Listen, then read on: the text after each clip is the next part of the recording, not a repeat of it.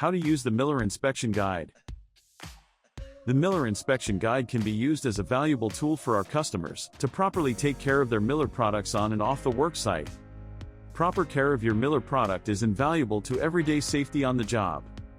The Miller Inspection Guide is broken up by products and their specific points of inspection.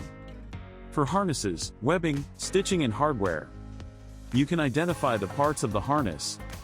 Some examples of what you can inspect: typical thread and stitch patterns in webbing, typical connector, components, and elements, lanyards including shock absorbing, rope web and wire rope, webbing stitching and snap hooks, shock absorbers, stitching and loops and snap hooks.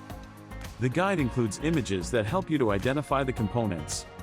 Synthetic rope including twisted braided, kern mantle and poly steel, wire rope lifelines fitting splices, and snap hooks fall limiters, including retracting and self-retracting housing brakes and snap hooks.